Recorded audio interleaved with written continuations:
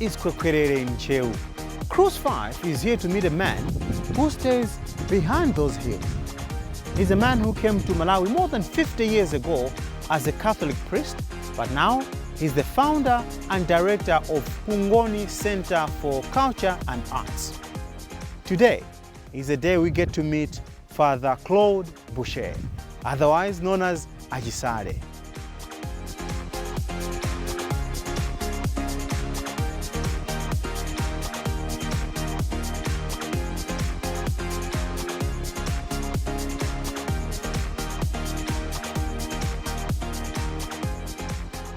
Welcome to the Kungoni Centre of Culture and Arts. We are here at Mua Mission to meet the man who started this whole establishment, and he also happens to be one of the priests who minister at the Mua Mission. Welcome, Father Claude Boucher, Achisale. We wanted to know more about you as a person, and at some point we want to know more about all this. But to start with, where are you originally from? I understand you're from Canada. Yes. I come from Canada. I've been in Malawi since 1967. 1967? Goodness gracious, that's almost 40 years of you in Malawi. 50 years. 50 years? Yeah. You're older in Malawi than than most of Malawians, as a matter of fact.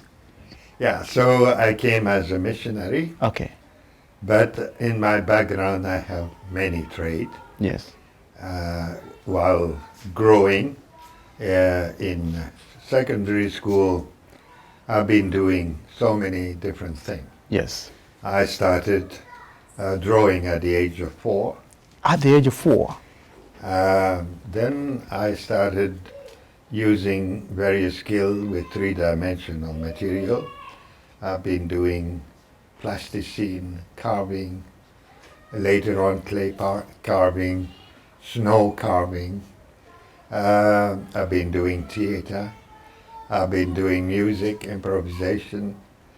And I decided to join the ministry with all those gifts. Before we get to that, you growing up in Canada, where exactly did you grow up? In Quebec, Quebec province. Okay. Very close to Montreal City. So you are from French-speaking Canada. Yes. Tell me about your family. How many were you growing up? I come from a family of 2. Oh, only 2? Only 2. Very unusual here in Malawi, where our families are usually big. Yeah. It just happened. Yeah. It was like this, but then you just have to go to the generation of my father. Yes. And he's number 17. Number 17? Your father was number 17 in his family? Yes. And he only had 2 children? Yeah. The other one was a lady or another gentleman? No, I have a brother. Okay. A younger brother. All right. And it just happened that the family stopped at that point. My mother had to undergo an operation, and that was the end of the family. What was your father doing? My father is a man of all trades, a jack of all trades. I guess I'm looking at one right now. He started as a farmer, brought up on a farm, moved into the city at the age of 27 with no education whatsoever. He just did standard 1. That's all. My father doesn't know how to read and write. Really? Yeah. And my father started, because he was handy, he started finding odd jobs in mechanic, repairing trucks and machinery. He ended up by being a beer brewer for Molson Brewery. And he worked there for 35 years.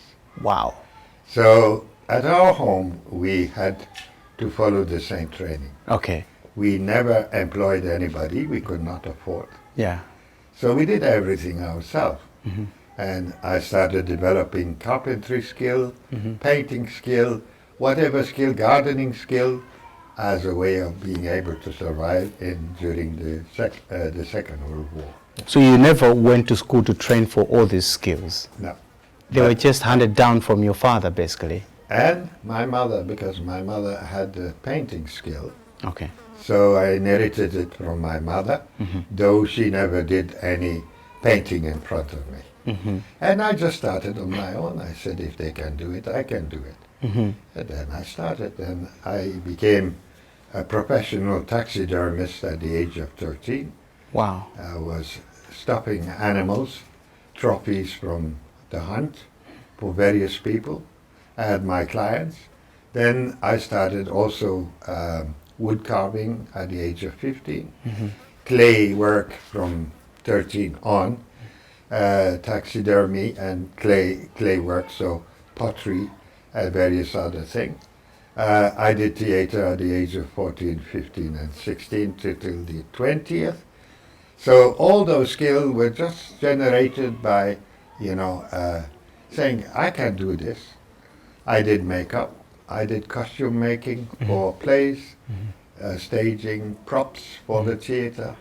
All this were part of the range of activities I used to do in secondary school. So you talk about secondary school, and that brings me to the next question, because you say your dad never went to school, but certainly you have done quite a great deal of education. Of course. Tell me what you've done. I mean, I did the normal 7 years of primary. I did 8 years of secondary, including philosophy. And later on I did theology, 4 years. And later on I did anthropology. Anthropology, yes. Which is a subject that you still pursue with passion, yes. As we speak. I think we'll get to that a bit later. But tell me about your calling to serve the Lord. How did that come about? Hey, this is quite a story. Yes. It goes back to 49. I was in primary school. Okay. The sister, an elderly sister of my mother, is a co-founder of the Mzuzu diocese. Is it? Yes. So she came to found the Mzuzu with Bishop Saint-Denis in 1949. And she spent 10 years of her life in the northern diocese of Malawi. And this is where my calling came from. Okay. When she came back and she said, I'm not allowed to go back to Malawi because of problem with my spine. I have to undergo operations. I said, don't worry. I am there. I will follow in your footsteps and I will replace you. Wow. And that's what I did in 67. So you essentially started your ministry here, or you had already done part of it in Canada? No, I started here. Okay. These were the days where you came and learned the language and learned the culture. Yeah. And you were already ordained a priest, which is different in nowadays. Different methods are used, but I arrived in Lilongwe in December 67. Wow. Completely unexpected. And then this was around 11 o'clock. At 1 o'clock I had my first lesson of Chichewa. And that was the beginning, you know. And after a year I was absolutely fluent in Chichewa. Chifukwa kuti pano mmachiyankhula Chichewa kwambiri. Nagasi chasanduka choyamba. Chifukwa kumudzi ndimayankhula Chifriji. Ndinaphunzira Chingerezi. Koma kunoko kuchifukwa cha kulankhula nthawi zonse Chichewa chasanduka chomwe chimene ndimalota nacho. Ndikaona zaka zanu za moyo wanu, mwakhala zaka zambiri kuno ku Malawi kusiyana ndi mmene munakhalira kwanu ku Canada. Ujeni kuno ndakhala zaka 50. Pamene ku Canada ndakhala zaka 25. Ndiye kawiri. Kupatula ku Canada ndi ku Malawi kulipo kwina kumene munakhalako kwa nthawi yayitali? Kongoyenda kapena misonkhano. Koma kumene ndakhala ndi ku Malawi. Kuno ku Malawi. Kufika kuno mwati munafikira ku Lilongwe. Mutafika ku Lilongwe munayenda bwanji kuti mudzapezeke kuno kumuwa, chifukwa kuno kuoneka kuti mwakhalitsako ndithu? Tuno ndinabwera ndi dzina lakuti ndidzakhala ku Bembeke. Koma chikhalire ku Bembeke sindinapondeko. Adasita ujeni appointment nthawi imeneyo. Ndiye parishanga yoyamba kuti ndikatere kudedza kunali ku Kasina. Lintipe wani. Lintipe. Deno kumene kundakhala nthawi yochepa kenaka adasowa munthu kuti akakhale kuchewa ndiye kuchokera achewa kupita ukapeza angoni kuchewa thumba da matengo ndiye kenaka ndinayamba kupempha kuti ine ndikuona kuti ukuseminari kusanatiphunzitse kulowera mchikhalidwe cha anthu ndinapempha kuti ndibwerere ku sukulu ndakachita chaka chimodzi ku Uganda kumaphunziro ku Kampala nthawi ya Idi Amin Dada nthawi ya mavuto kwambiri kenaka ndinabwerera ndinakakhala ku Zambia 6 months ku multimedia kuti ndiphunzire photography ndiphunzire zojabula ndizina zotere ndi kamera wasati zojabula pamanja ndiye kenaka ndinapita ku London kuti ndikamalize degree yanga ya anthropology. Ku London mnakanthairali bwanji? Chaka chimodzi. Ndiye ukwana ndipempha kuti mufuna kupanga ujeni PhD. Ndati hayi pakali pano hayi. Ine ndangobwera kuti ndidzatenge zeru ndipite nazo kuchireko. Ndione zimene ndingapange. PhD ndidzatekera ndidzachita komweko sindidzachita kusukulu kono. Ndiye pano pandalandira ma PhD awiri. Nde zomwe zimene ndachita popano. Kodi anthropology ndi chani? Anthropology ndi funa kumvetsetsa moyo wa anthu. Ndipo kudziwa kuti anthu atakhala amaiko osiyana-siyana koma machitidwe awo mwina ndi osiyana koma mwinanso ndi amodzi. Monga tizatenga chitsanzo kuti chinamwali ndi chani. Chinamwali sikukula. Kuti kusonyeze kuti munthu wakula. Kandi mwamuna kandi mkazi wakula. Komano pali makulidwe monga ku jando. Monga makulidwe ku gulewamkulu. Nyambo ndi osiyana. Koma cholinga ndi chimodzi. Kuti nkufa kwa ubwana kukula kwa ukulu. What drove you into anthropology? What fascinated you about it? Poyamba mene ndili ku sukulu sindinadziwe kanthu kalikonse za anthropology. Ndamba kumbaza anthropology ndili ku London ndisanabwere kuno 67 yomweyo. Koma chilipo chimodzi chimene chinandipatsa mtumazi.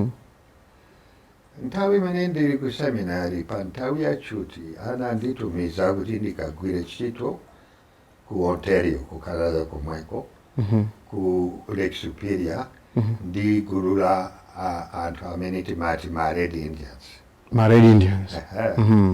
Ndiye kumeneko ndaphunzira chimodzi chimene chanditsata pafupi moyo wanga wonse. Kumapeza kuti anthu akhala pa reserve ngati kamudzi komanga ndazuka ku Canada nyumba zawo zomangamanga. Anthu ameneyo mchinenero chawo chomwe anali mtundu wa Ojibwe koma kulankhula sankalankhula. Kuimba nyimbo nchalichi ankayimba nyimbo mchinenero chawo koma analibe kumva tanthauzo.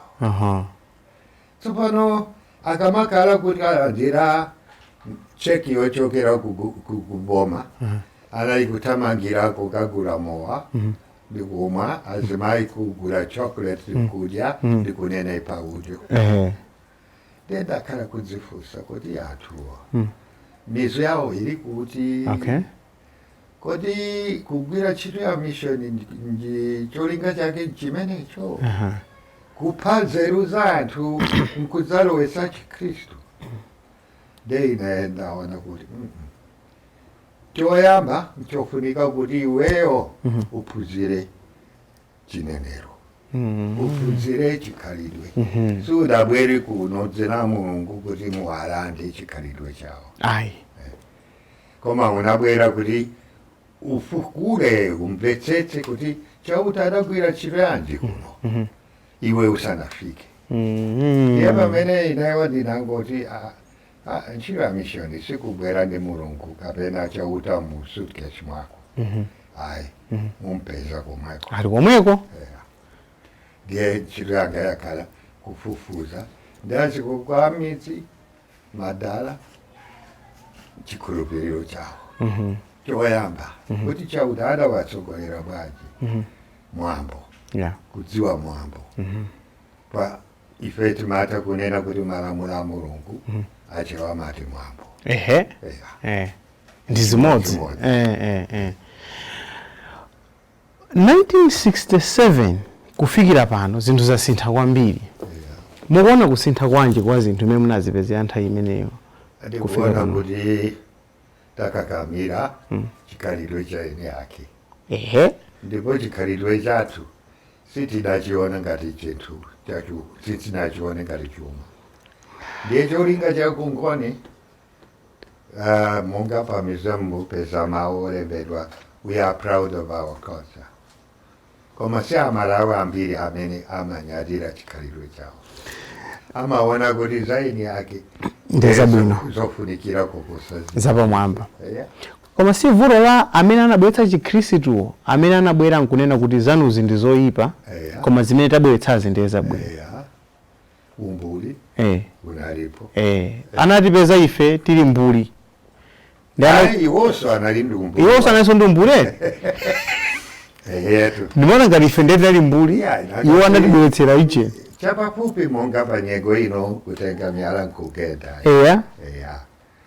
they were the product of their own generation ndiye kuti iwo za anthropology social sciences zonse zimene tikupeza masiku ano samazidziwa zisanayambike komwe ndiye pang'ono ndi pang'ono anthu anafika pozindikira kuti kuti chautayo ndi omwe amene tabwera nayo kapena analipo kale ndi bwanji makolo amachula kuti chauta mphambe na malenga ndi mayina ina osiyana-siyana kuti amafuna kutatauzira chiyani kuti anthu makolo athu kusanabwere chikhristu analibe kupeza chipulumutso akapeza chipulumutso chifukwa chotsata mwambo ndiyeno pang'ono pang'ono maganizo a mipingo anamba kusintha pang'ono pang'ono padakali mipingo ina imatsalira ikamawerenga baibulo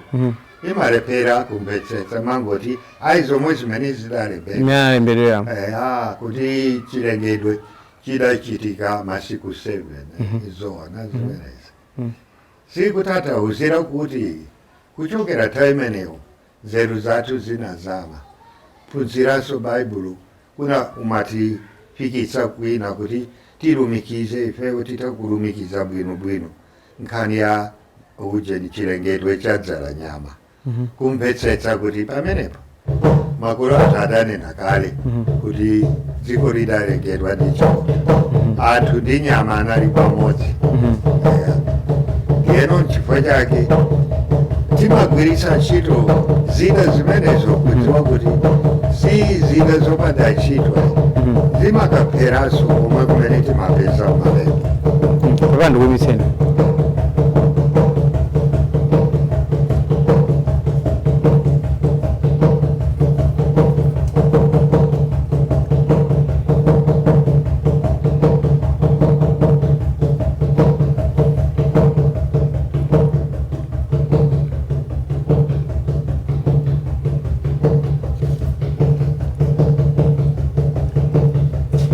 ngoma yachani imene ngomayo ndiyekuyitana anthu kuti ndi nthawi yoyamba ntchito nthawi yoyamba ntchito chifukwa ndinadzaonanso nthawi inaso inadzalira ngomayo 12 o'clock inalira tikadya kumawaso imalira imalira kangati pa tsiku kanayi mamawa imalira kenako 12 o'clock imadzalira 1 koloko 10 tibwerere ku ntchito kenako yowerutsira zimasiyana ngoma zake kapena njama yake ndimene chifukwa anthu atakukhala malo osiyana-siyana kutali ndi pano koma akamva ngoma yamadziwa kuti ndi nthawi yoyamba ka nthawi yowerukira anthu amidziso aribe sobelo yayi akamva ngoma madziwa kuti ndi 12 koloko. eya Oh. eya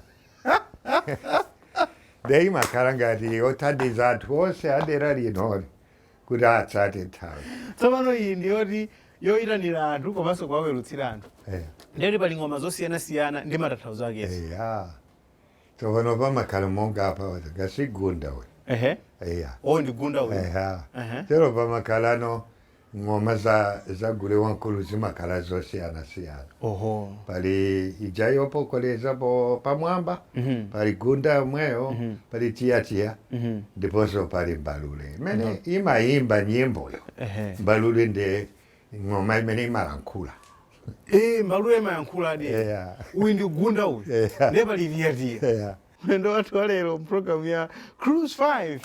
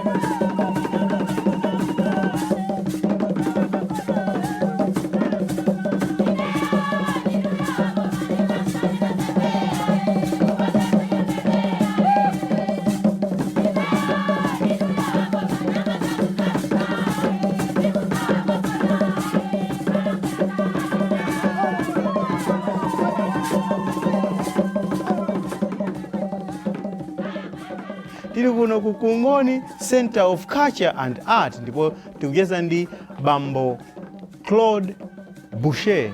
Kuno mangoti Achisale. Ndi Achisale amene monga mmene mukuoneramo. Nyimbo makani nthawi yomverera. Sikawiri. Napita ku practice ya ujeni ya guru lathu. Ndeti machita lachiwiri lililonse. Okay. Kuchokera 3 o'clock mpaka na 5. But take me back to Canada growing up. What kind of music were you exposed to? Nakula ndi zamakolo. Eti? Monga masquare dance. Zina zoimbira masupuni. Masupuni odyerawo. Oh. Paliso nyimbo za masupuni. Pali zina zoimba violin kaya ujeni accordion. Yes. Zosezo timaimba. Inasondina kulira ndi classical music. Yes. Ma opera osiyanasiyana. Komano chimene chinadigwira mtima kwambiri ndi tinalindi gulu limene tikati improvisation. Improvisation. The improvisation anali kubwera mphunzitsi ndikutiuza kuti lero nonsenu ndinu myala. Nde iwewo mumtima mwako uyamba kuganiza kuti nditakhala ine mwala ndingakhale mwantundu wanji. Poti mwala sugwedezeka, suyenda. Kaya ulendo wina akatulukira akati nonsenu ndinu anyani. Nde tonse tikasanduka anyani. Zimene mechika mklasi? Nde zinali zothandiza kuti umbetsetse kuti kukhala mchikomba cha munthu wina kachitu china ndinu tego mukukula mutambasuka masamba ndeti nali kumachita kumatsanzira mtengo machitira ndinu mbalame mukuuluka dezo sezo tikachita nthawi ndi nthawi dezikatithandiza kuti tituluke mwa chimene ndilili ineyo kuti ndidziwe kuti ndiphunzire kukhala chinthu china ndeizo ndaona kuti zandithandiza kwambiri ine ndili nyamata nali manyazi kwambiri tsono kuti ulankhule pakati pa anthu zimavuta zinali kuvuta ndiye kuti mukwanitse kumatha kuyankhula ndi anthu mmadziyelekeza nozipe maphunzira ku sukulu zija nditakhala zinathandiza ziwene kenaka nkuzamba chita theater kukhala anthu osiyanasiyana ine nali gulu lokonza ujeni zofunikira pa malo osewerapo kujambula kaya kusema zofunikira nali pambali yojambulaso zovala kuti ndikusoka zovala kusoka mawigi kuchita makeup kutembenuza nyamata kuti akhali nkalamba kaya kutenga nkalamba kumpangira kuti akhali nyamata kutembenuza kuti akhali munthu wankazi kaya akhali mwamuna zosezo tikachita kaya munthu akhali mtundu wina akhali red indian ndiye makeup thupi lonse ulendo wina ndasewera nali ofira piriwiri thupi lonse ngati red indian nako asandutsa anthu akuda de njira zosiyanasiyana tsono zonsezo kwa ine zinali zolumikiza ndi maluso amene nadziphunzitsa ndekha monga kupenta zithunzi kusema kuomba za doti kusema za ice zonsezo nali kuta kuwoloka apa zonsezo nali kuta kuchita tsopano nkatega mosemayo n'chifukwa chake ndayambitsa zosema wosema kuti atulutse ichichi amakhala chipisi cha mtengo koma adziwa kuti jirafu ili nkati ayenera kukayifukula aitulutse mmenemo achotse tsono ine ndikachita za doti uyamba ndi chipisi cha doti ya dotiyo mukuonjezera doti kuonjezera mpaka na mutakutulutsa ichi koma simuchotsa mukuonjezera tsopano ngati mutenga munthu wokonza ujeni makeup munthu ali ndi funo kwatalala koma mukufuna kuti isongoke ndiye muyika nzere woyera apa kuti mfuno idzuke nkuyamba kuyumba ndikupwetsa apa kuyika mtima kuona koma poona kuti ali sangadziwe kuti munthu wachita kupanga makeup tili nkati mwa programu ya Cruise 5 kuno Kungoni Centre of Culture and Arts. Mlendo wathu lero mpulogalamu ya Cruise 5 ndi Achisale Father Claude Boucher amene anayambitsa komanso amene akuyendetsa Kungoni Centre of Culture and Arts ikupezeka kudedza kumtakataka kuseri kwa mapiri tayenda ku mtunda utali kwambiri kuti tidzafike kuno koma tasangalala kuti tafika kuno kuona amene kulili kuno ndi establishment yayikulu kwambiri.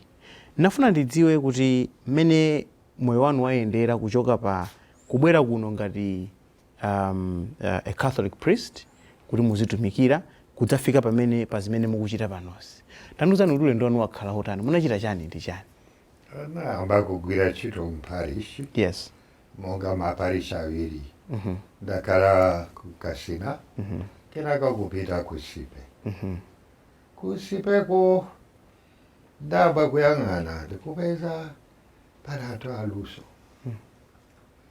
Ndiye nayamba kutumba munthu amene ankasema mitondo. Tatitie. Mukaphunzire kusema. Masema mitondo. ndiye inuyo kumuza osema mitondo eya kuti tabwera kuno ndikuphunzitse kusema mitondo. ndikusowa hayi Ehe. iwe wankadziwa then ati ineyo ndikusowa mitondo Ndikufuna- undipangire Ehe. kena kadapanga mitondo iwiri Ehe. ati mitondo imene ikalaguwa Ah. ndetiyeni tsopano muphunzire luso losema timadede timakaka izo simudziwa ayi kenaka kutsogolo ulendo wina ino musema mitondo tiyeni tiseme munthu lero ayi sindinachite yambani eya ndiye maphunzitsa ine fana mukudziwa kale. pang'ono ndiyeno pamene luso lalozosema lidamba kulowera kenaka ndinapita kubulata panali chionetsero china amene ankagulitsa ziboliboli ndati chabwino koma njira ina kuti awawa amene anasema ichi ndi ndani natenga zaka ziwiri kuti ndimpeze munthuyo chimene chiboliboli chimene munachiona kuplantako ndagula ndiyamba kulondola kuti amene anasema mulondole ndakamulondola kujeni kuseri kwa zomba chifukwa chani munkafuna munthu amene anasema chiboliboli kuti ndiyambe kupeza aphunzitsi ophunzitsa kusema anachisema bwino kwambiri hayi chinali chabwino ndati mwana ndilanda mazikati pa chinthu ichi akuti 6 kwacha ndati apapa 6 inayo mukometse mutakupanga bwino koposapa tiyeni tiguleniso kachiwiri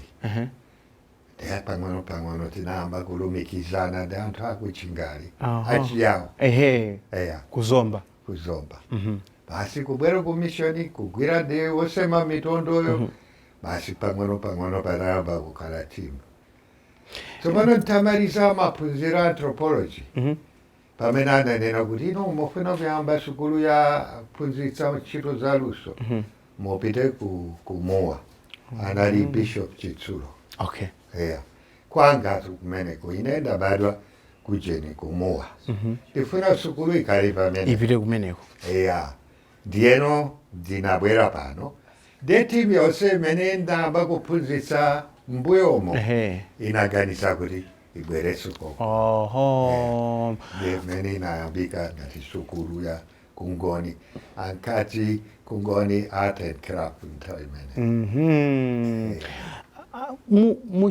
muchali chichano sana chione chachilendo kuti mukutanganira kwambiri ndi zinthu ngati zimenezi ayi tifanaona kuti mphatso yanga ndi yakalekale ndipo tikati ujeni kuyitanidwa kwanga koyamba ndikuchokera msiku wa zaka 4 pamene ndimayamba kuchamba ndi zimenezozo ndi anani kuti uyu tisamulande zimene amakondazi ndiponso tinayamba na nthawi imene kulumikiza chikhalidwe ndi Chikhristu kumeneko ndayambitsa kwaya kuyamba kugwiritsa ntchito ng'oma ma 1970 nali kuyamba kuphunzitsa kuvina pa moyo wa Chikhristu pa chipembedzo kuyamba kugwiritsa ntchito magologodo ndi nkhwendo ndi zisekese ndi zina zosiyana-siyana inu munanena kuti zimenezi tizizilowetsa mutchalichi nangasi ineyo ndine mwana wa Vatican II chifukwa nthawi imene ndikuphunzira theology Vatican II ili pakati Vatican II ndiye chani ndi msonkhano waukulu umene unachitika ku Roma umene udayamba 1965 unatha 1962 mpaka 65 tsopano mmene ndikumaliza sukulu maphunziro atsopano potsata maganizo a msonkhano wa ku Roma atabwera kuti mpingo ndife tonse kaya pembedza chauta nchikhalidwe chathu zonsezo zitayamba kubwera ndiye kuti maganizo amenewo pa Vatican I amene anali ujeni 17 ka 1800 anayamba kusintha ndiyeti akulira nangasipo yamba ineyo kuti ndiphunzire kuchita misa tikachita Chilatini koma chikhalire sinachite misa mchilatini Oh. zitayamba kale kubwera kuti chinenero chako. Aha. Chinenero chimene anthu amamvetsetsa kumene ulilipo. Tsono pamene ndafika kuno 67 yo, nyimbo zija zochokera ku Germany, ku France, kaya kuti nyimbozo zinayamba kutembenuka nkukhala Chichewa ndi kuimbanso mayimbidwe a Chichewa. Osati mayimbidwe anthu akunja. Tili kuno ku Kungoni Centre of Culture and Arts. Ndiye mene tili muno muli zinthu zambiri kwambiri. Ndi muchani tili muno? Muno ndi showroom.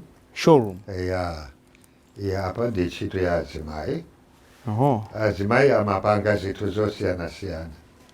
Ndi atha kutenga mbewuzo kaya maswambalame mongali apa.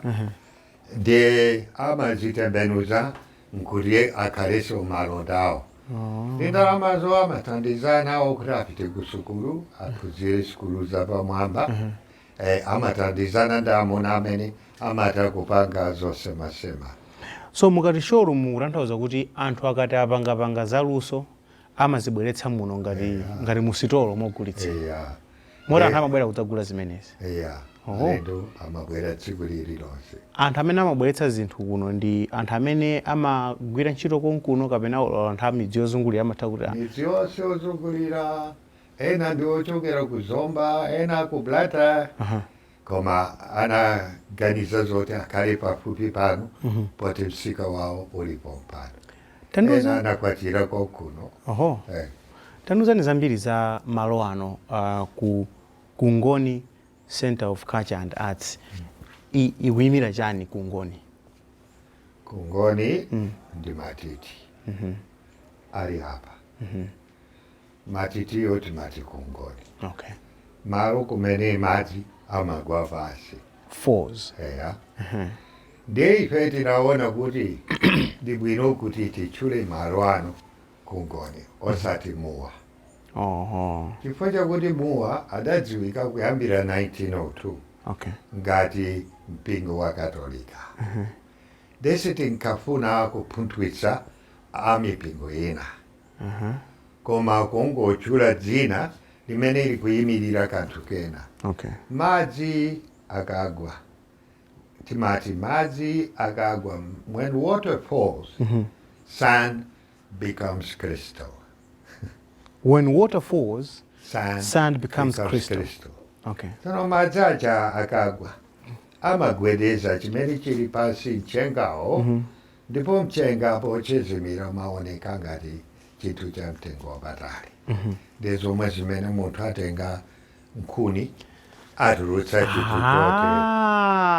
Kaya atenga mbewu zachabechabe za mchire azitembenuza kuti zikali kanthu kena. Ndiye Kungoniyo imeneyo.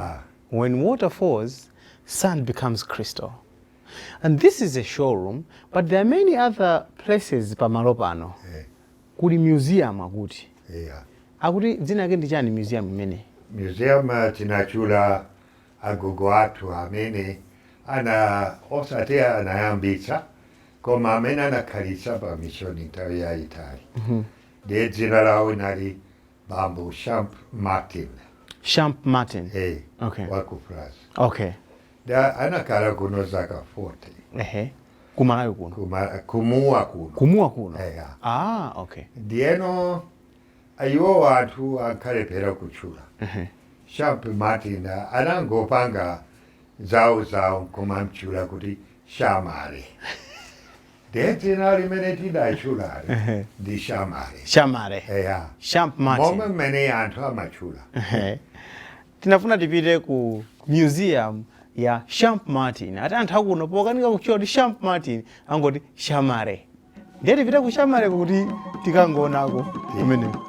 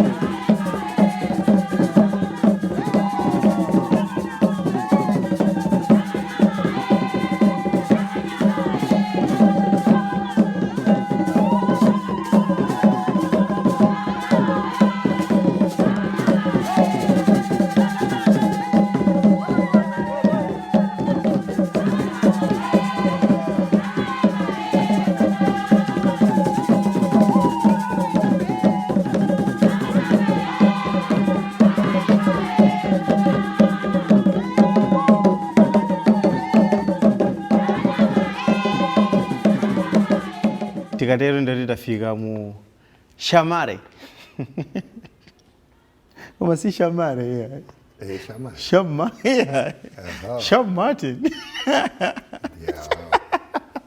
Sham Martin anthu akunokanika kuti Shamare, yeah, ndi modzi mwa malo amene muli mbiri ya zikhalidwe zambiri. Ndiye tinafuna kuti Achisale atilongosolere mbiri ya malo ano chifukwa kungolowa muno kuchita kusoti kodi maso anga ayima pali chifukwa muli zambiri zimene tingaone muno. Poyamba tandiuzani zambiri za malo ano kuti ndi malo anji.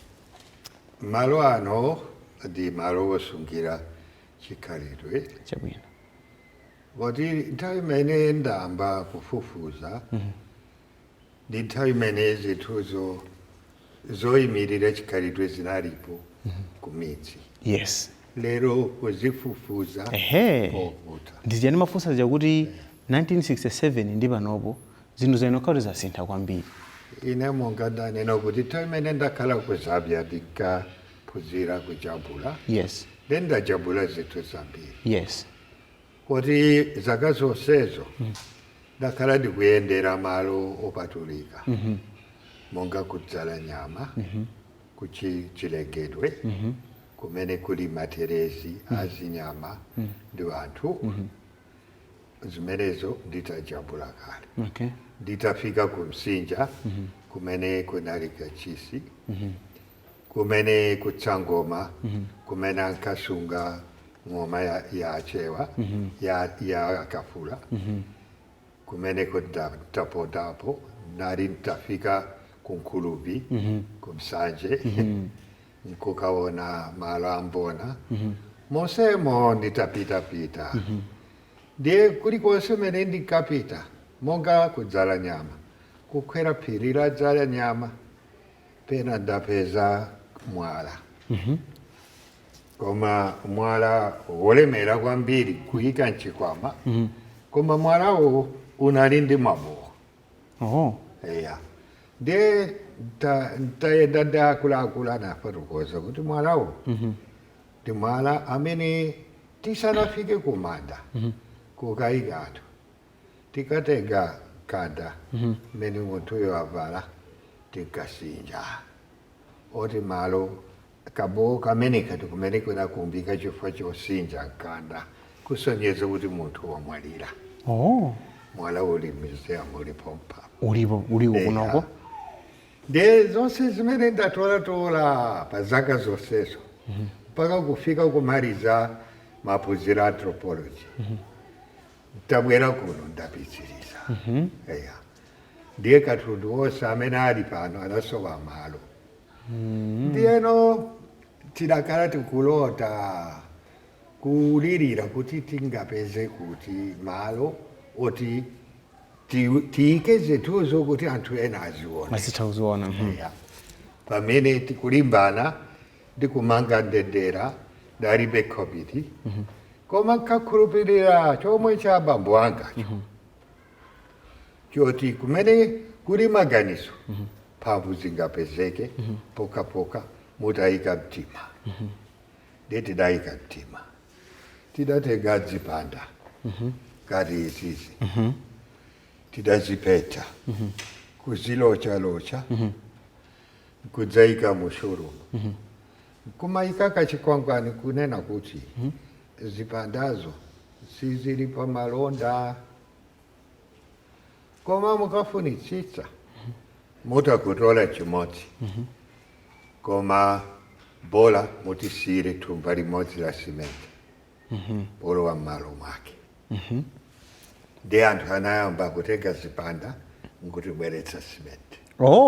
Eya. Chipanda chenichi? Eya. Chinali chokongola kumesa.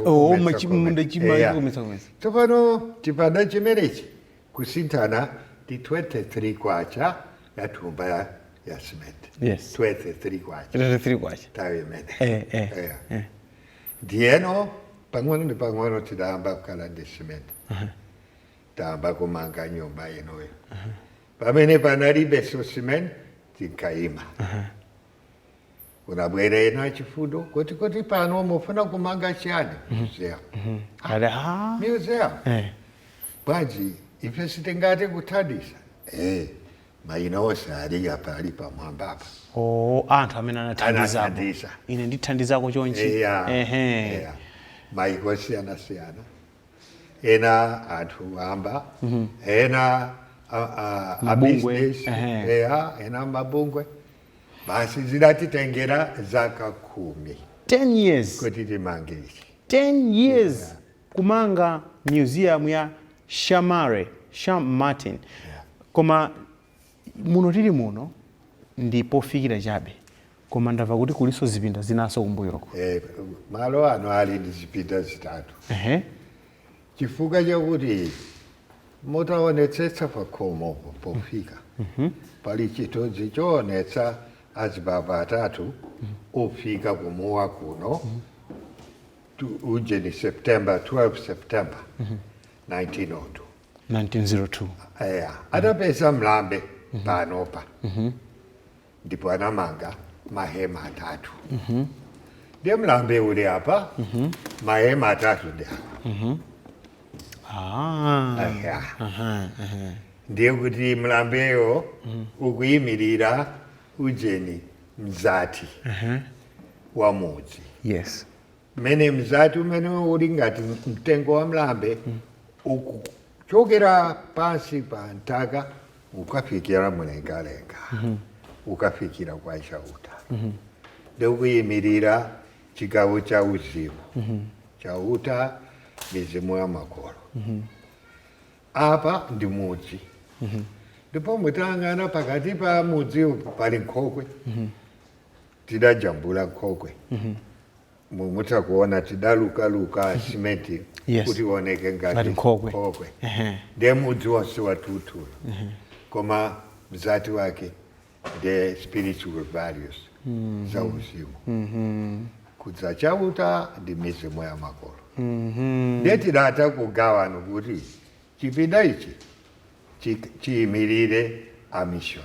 Ndiye monga munomo. Apa Achewa. Ndiye Achewa alipo magulu awiri.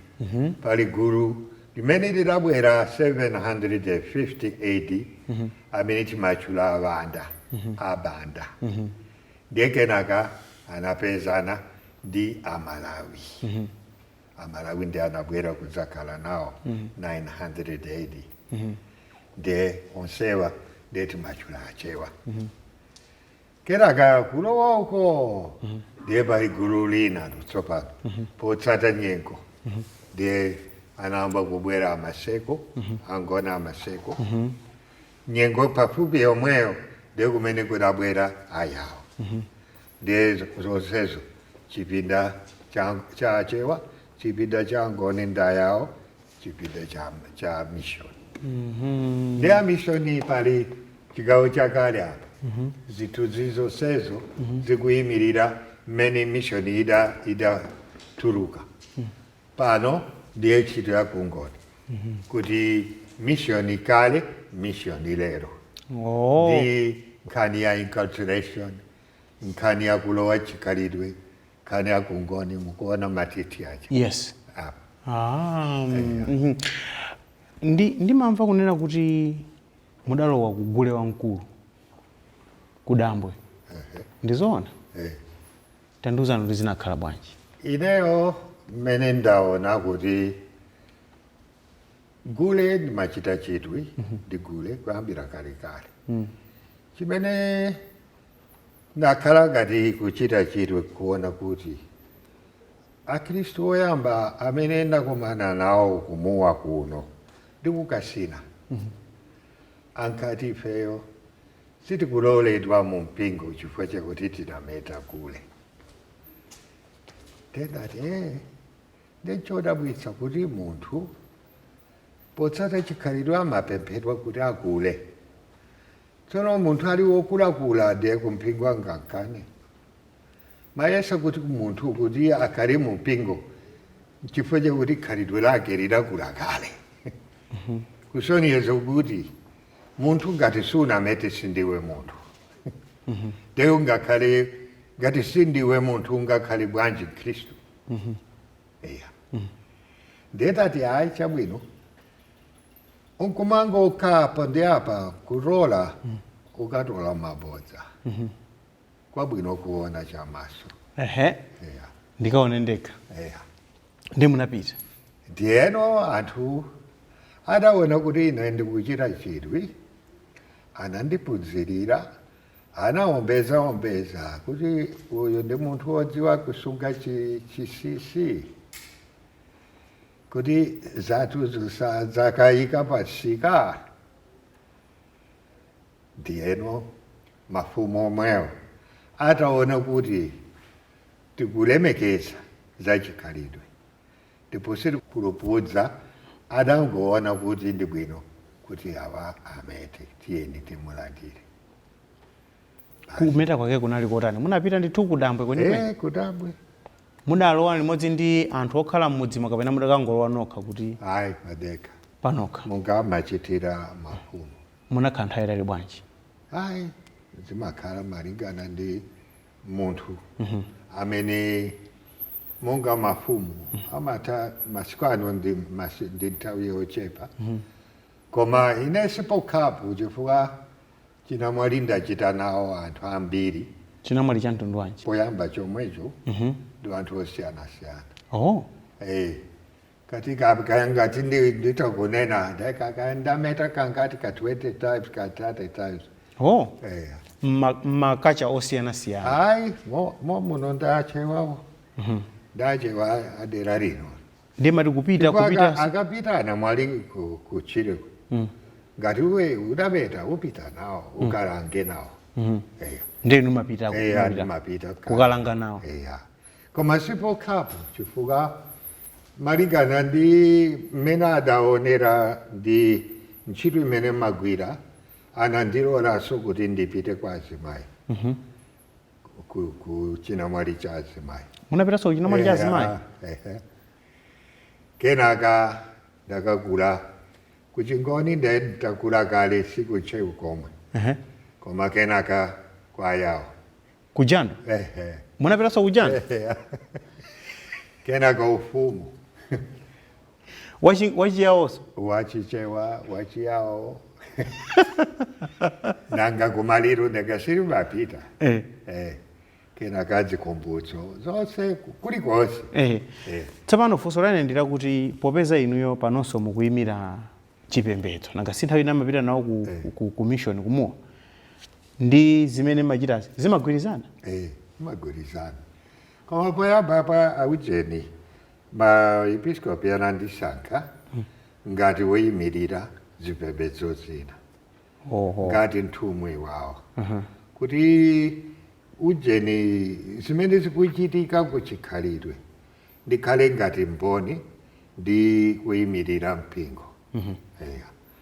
Ndiyeno nanga tsono ukanene zotani ngati sunapita. Ngati sunapiteko. Nkhani imene imavuta ya gulewamkulu ndi yakuti ena amati gulewamkulu ndi chikhalidwe, ena amati gulewamkulu ndi chipembedzo.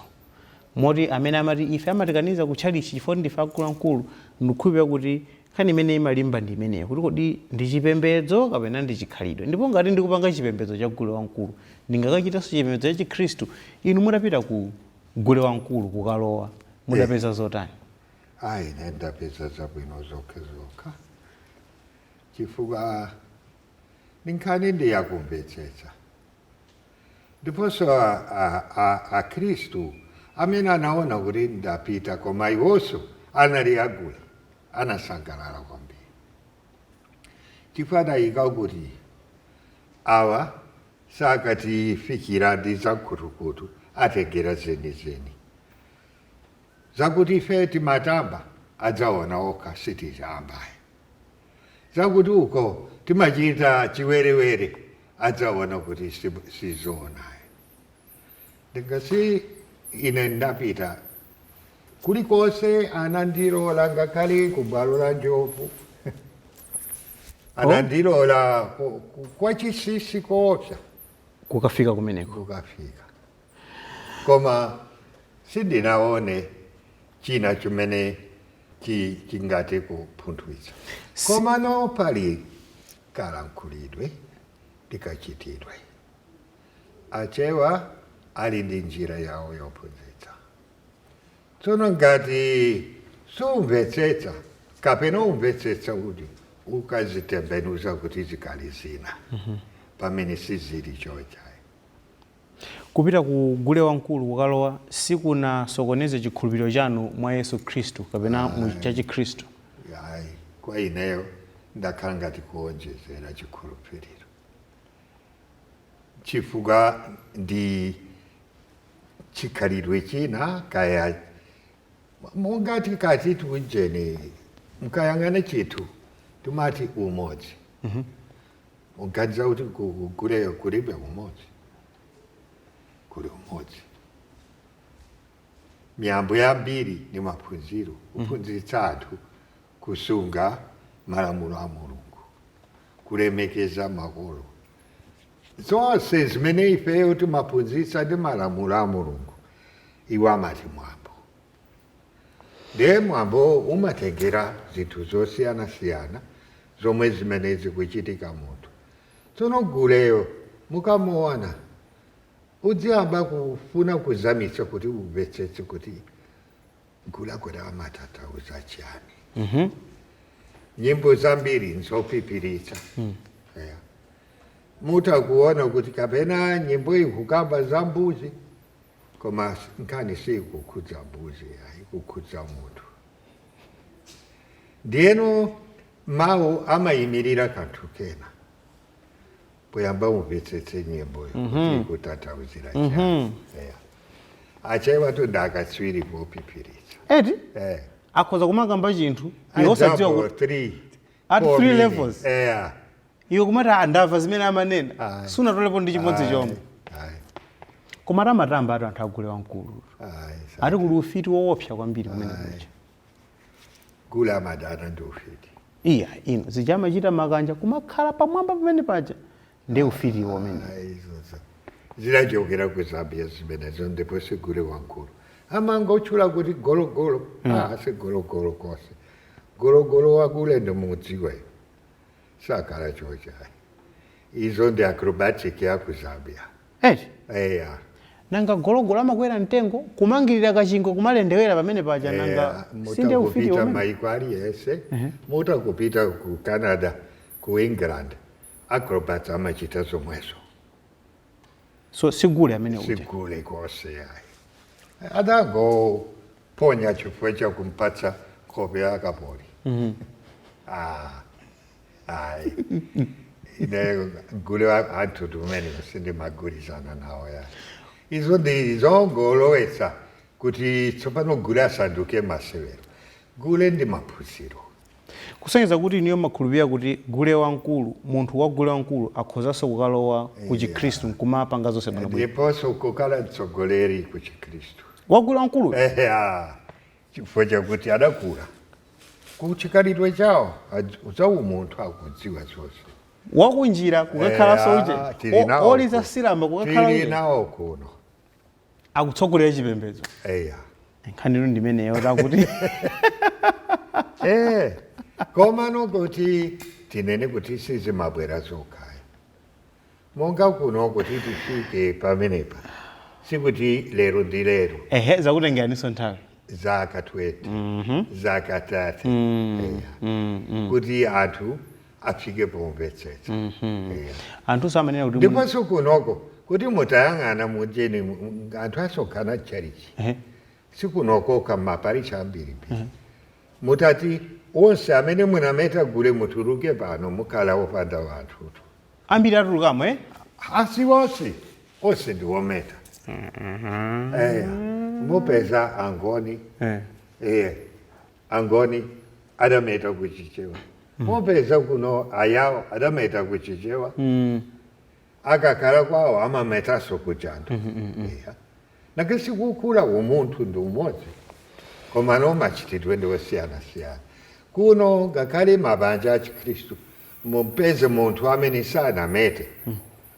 Danga adya ayenda asangati. Sangakhale ndi anzake yani. Anthu amanenanso kuti munaphunzira ufiti. So zabodza.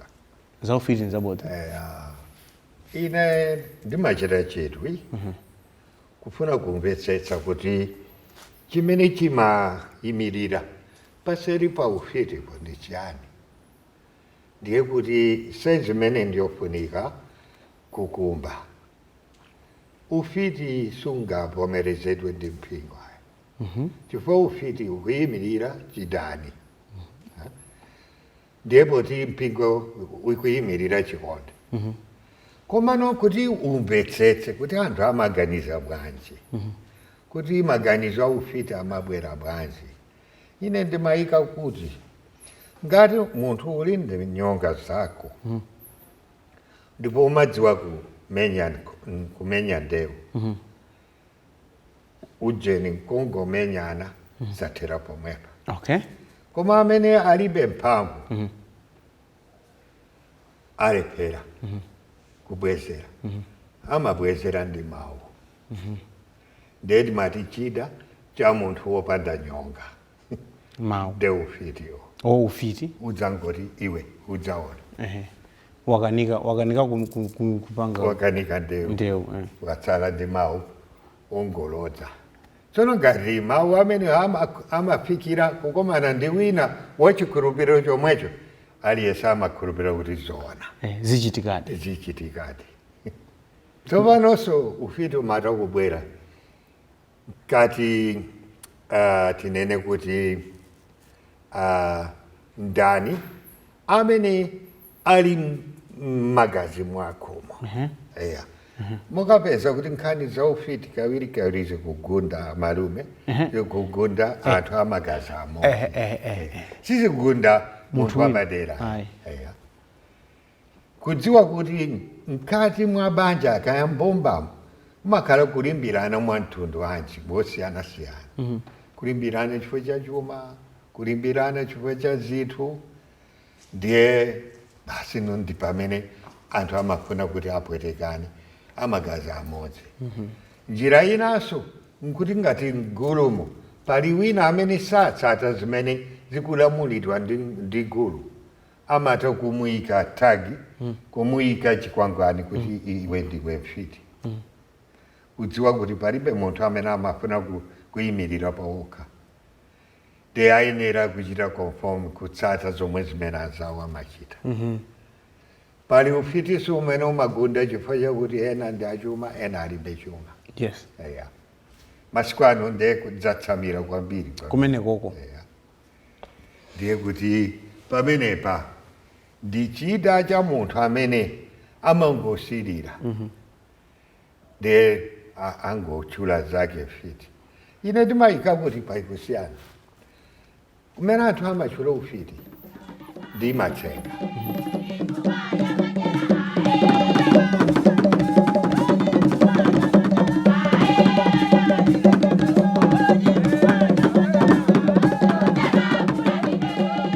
Anthu ananena kuti ndagwera pa ndege ya ufiti. Opanda mbolo asalamkulu. Ndekuti yani? Ndekuti amene satha kulowa mbanja asayerekeze kufunsa mkazi.